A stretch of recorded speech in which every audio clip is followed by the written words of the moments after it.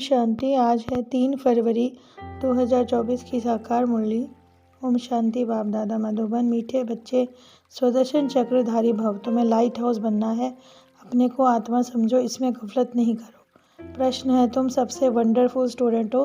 कैसे? तुम रहते गृहस्थ व्यवहार में हो, शरीर निर्वाह के लिए 8 घंटा कर्म भी करते हो, साथ साथ भविष्य 21 जन्मों के लिए 8 घंटा बाप समान बनाने की सेवा करते हो। सब कुछ करते हुए बाप को, घर को याद करते हो। यही तुम्हारी वंडरफुल स्टूडेंट लाइफ है। नॉलेज बहुत सहज है, सिर्फ पावन बनने की मेहनत करनी है। ओम शांति। बाप बच्चों से पूछते हैं, मूल वतन भी नंबरवार ज़रूर याद आता होगा। तो बच्चों को ज़रूर याद आता होगा कि पहले हम शांति धाम के रहवासी हैं, फिर सुख धाम में आते हैं। तो समझते होंगे कि सृष्टि का चक्र कैसे फिरता है, कैसे हम ब्राह्मण, फिर देवता, फिर क्षत्रिय, फिर वैश्य, शूद्र बनते हैं। तो ये बुद्धि में चक्र चलना चाहिए। बाप ने समझाया, पहले नहीं जानते थे, दिन प्रतिदिन तुम्हारे में भी वृद्धि होती रहती, यानी बुद्धि से तुम सीखते रहते हो और सिखाते रहते हो, क्योंकि तुम हो स्वदर्शन चक्रधारी। बुद्धि से जानते हो ये हमारा परमपिता हमको सिखलाने वाला टीचर है। उसने ही तो समझाया कि 84 का चक्र कैसे लगाते हैं। तो सतयुग में इतने जन्म, त्रेता में इतने जन्म, ये सब चक्र याद करते होंगे ना, बाबा पूछ रहे हैं। तो आपको जो पोजीशन मिला है, पाठ बजाया, वो बुद्धि में ज़रूर याद आता होगा। कहते भी तो हैं, डबल सर ताज थे, फिर सिंगल ताज वाले बने। अब तो राजाई ही चली गई, अब तो तमो प्रधान बन गए। तो अब इसलिए नाम रखा गया है स्वदर्शन चक्रधारी आत्मा, जिसको अपना दर्शन हुआ। अब फिर जाना है घर।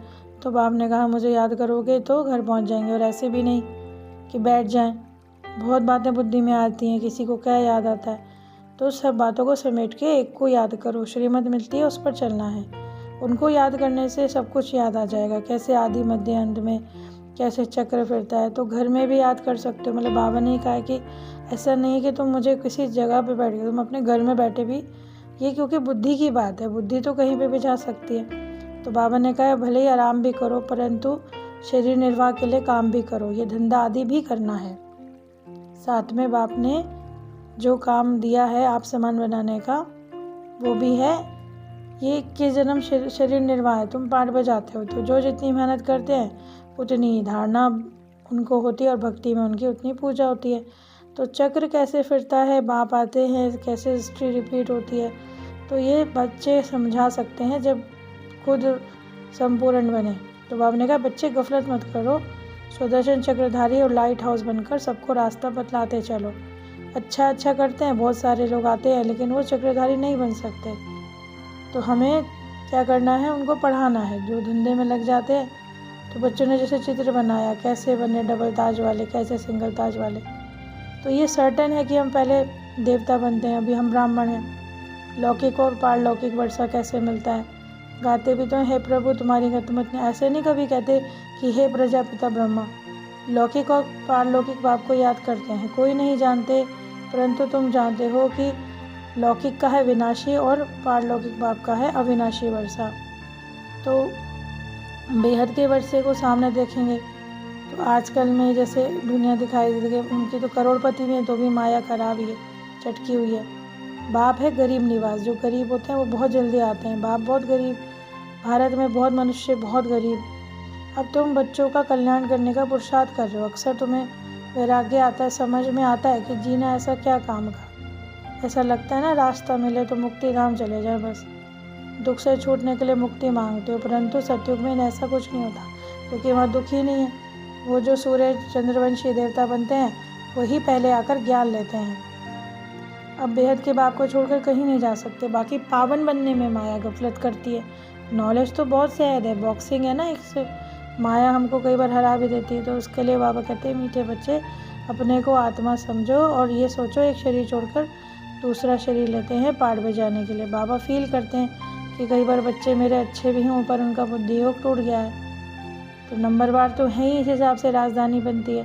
पर ये बातें तुम्हारे सिवाय कोई नहीं जानते कि तुम ही विश्व के मालिक बनते हो। तो बाबा ने पूछा, बच्चे सावधान, स्वदर्शन चक्रधारी होकर बैठे हो।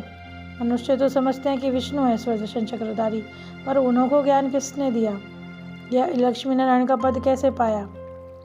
विष्णु है निशानी कंबाइन गृहस्थ आश्रम की। पहले तुम भी नहीं जानते थे कि 4 भुजा वाला यहाँ कैसे आया। बाबा कहते हैं सारा मदार पुरुषार्थ पे है, सबसे जास्ती नंबर 1 पुरुषार्थ चलना है। टाइम तो बाप ने दिया है कि गृहस्थ व्यवहार में भी रहना है, नहीं तो तुम्हारे बच्चों आदि को कौन पालेगा। बाबा के ही बच्चे हैं लेकिन निमित्त तो बने हैं, तो सब कुछ करते हुए प्रैक्टिस करनी है। श्री कृष्ण के लिए दिखाया कि अकासुर को मारा, अब तुम समझते हो वैसे चक्र की बात नहीं। मनुष्य तो मनुष्य की सदगति कर सकते। तो सुदर्शन चक्र का अर्थ क्या है वो भी बाबा ने समझा दिया। शास्त्रों में तो ऐसी बातें बता दी हैं, हिंसक बना दिया, परंतु बाबा कहते हैं जो बच्चे बाप को याद करते हैं सुदर्शन चक्र फिराएंगे तो खुशी में भी नींद आ जाएगी। जिसको धन मिलता है तो उसे खुशी होती है ना, कभी जुट के नहीं खाता। तुम जानते हो कि इससे हम एवर हेल्दी वेल्दी बनते हैं। तो बाप जो शिक्षा देते हैं ऐसे बहुत है जिनमें ज्ञान और योग नहीं है। तो सर्विसेबल बच्चे तो जानते हैं कि भाई कैसे बाबा ने हमको ये पढ़ाई, कोई तो इतना अहंकार में भी आ जाते हैं। तो ड्रामा बड़ा विचित्र है, लेकिन इसको समझने के लिए विशाल बुद्धि चाहिए। तो बाबा जानते हैं कि बच्चे नंबरवार पुरुषार्थ अनुसार हैं, और बच्चे समझते हैं कि हम राजधानी स्थापन कर रहे हैं। 63 जन्म तो हम कामचिता पर बैठकर ऐसे काले बने, लक्ष्मी नारायण का चित्र भी काला बना दिया। ये नहीं समझते कि आत्मा काली बनती है। आत्मा पुनर्जन्म लेते लेते तमो प्रधान बन गई, और अब उसे कैसे श्री कृष्ण को ही गोरा, फिर श्री कृष्ण को सांवरा दिखा दिया। ये तो अब सब तुम जानते हो, तुम्हें को ज्ञान का तीसरा नेत्र जो मिला है। फिर बाबा ने याद प्यार दिया, मीठे मीठे सिक्के लदे बच्चों प्रति माता पिता बाप दादा का याद प्यार और गुड मॉर्निंग। रूहानी बाप की रूहानी बच्चों को नमस्ते। हम रूहानी बच्चों की रूहानी माता पिता बाप दादा को याद प्यार गुड मॉर्निंग और नमस्ते। शुक्रिया बाबा, शुक्रिया। धारणा के लिए मुख्य सार है, खुशी से भरपूर रहने के लिए एकांत में बैठकर ज्ञान धन का सिमरन करना है। पावन और निरोगी बनने के लिए याद में रहने की मेहनत करनी है। बाप समान मास्टर ज्ञान सागर बनकर सबको स्वदर्शन चक्रधारी बनाना है, लाइट हाउस बनना है। भविष्य 21 जन्म के लिए शरीर निर्वाह के लिए रूहानी टीचर जरूर बनना है। वरदान है त्रिकालदर्शी स्थिति द्वारा तीनों कालों का स्पष्ट अनुभव करने वाले मास्टर नॉलेजफुल भव। जो त्रिकालदर्शी स्थिति में रहते हैं वो 1 सेकंड में तीनों कालों को देख सकते हैं। कल क्या थे, आज क्या है, कल क्या बनेंगे, उनके आगे सब स्पष्ट हो जाता है। जैसे कोई देश में जब टॉप पॉइंट पे खड़े होकर सारे शहर को देखते हैं तो मज़ा ही आता है, ऐसा ही संगम युग टॉप पॉइंट है। इस पर खड़े होकर हम तीनों कालों को देखकर फलक से कह सकते हैं कि हम ही देवता थे और हम ही बनेंगे। इसी को कहते हैं मास्टर नॉलेजफुल। स्लोगन है हर समय अंतिम घड़ी है, इस स्मृति से एवर रेडी बनो। बाबा ने कहा ना, हर घड़ी को अंतिम मानो। ऐसा नहीं सोचो कि पुरुषार्थ के लिए तो अभी बड़ा टाइम पड़ा है। अचानक का पाठ हमेशा याद रखो। आज की इतनी सुंदर मूल्य के लिए बाबा का पद्म शुक्रिया। शांति।